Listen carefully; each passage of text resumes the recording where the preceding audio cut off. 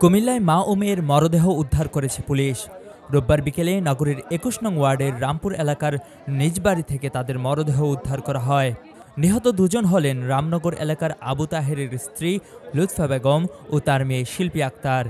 এ ঘটনায় জিজ্ঞাসাবাদের জন্য নিহত লুৎফা বেগমের ছেলে শাহিন ও তার স্ত্রী লাকি আক্তারকে আটক করা হয়। পুলিশ ও স্থানীয়রা জানান, রামনগর এলাকায় আবু তাহেরের স্ত্রী লুৎফা বেগম ও তার স্বামী পরিত্যক্তা মেয়ে শিল্পী আক্তারের সাথে শাহিনের স্ত্রী লাকি আক্তারের পারিবারিক কলহ চলে আসছিল। শনিবার বিকেলেও তাদের মধ্যে ঝগড়া হয়।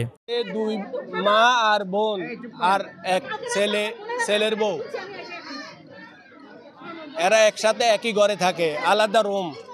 এখন যতদূর বুঝতে পারতেছি আমরা, মাকে সে মারি ফেলছে আগে, তারপরে মা যখন খবরটাও বোনে অন্য ঘরে দিতে চাইছিল তখন বোনটারও মারি ফেলছে। এই এতটুকু জানি না, খবর পাই আমরা আসছি।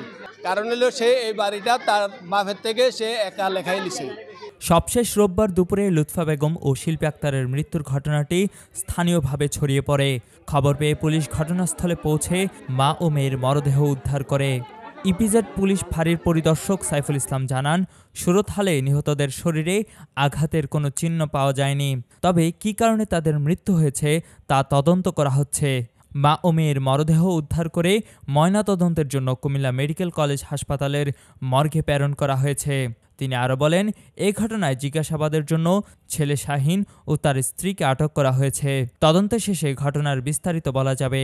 এখানে লুৎফা বেগম এবং শিল্পী আক্তার নামে দুজনের লাশ আমরা উদ্ধার করি। তারা সম্পর্কে মা এবং মেয়ে।